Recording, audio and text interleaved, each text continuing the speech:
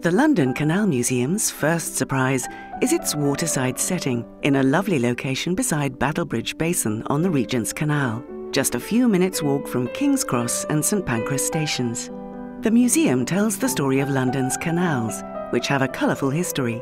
The canals made the Industrial Revolution possible by providing transport for fuel and raw materials, and for finished goods made in the new factories.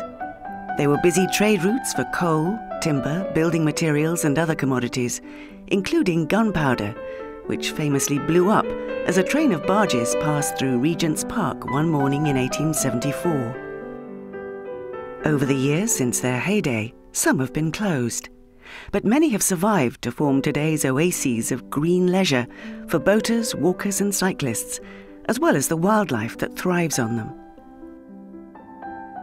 Visitors can squeeze inside a tiny cabin of a type that was once home to thousands of families who lived afloat and made a meagre living carrying goods.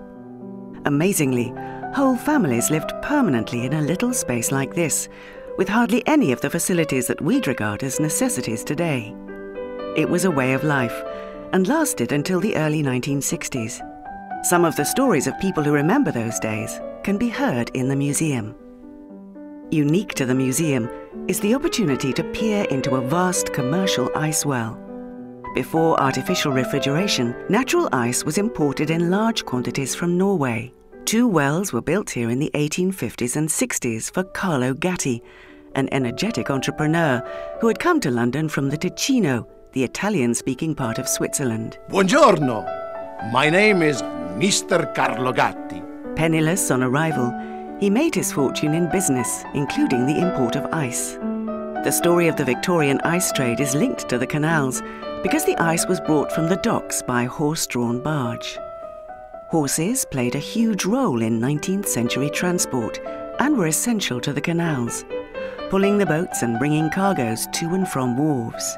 They were vital too for the delivery of ice to fishmongers, dairies, hospitals, and those better-off people who could afford ice to keep their milk cool. The horsepower exhibition explains the role of our 4-legged friend. A horse ramp and a recreated stable remind us that the upper floor was once home to the ice delivery horses. Canals are artificial waterways. They'd soon run dry if not supplied with water.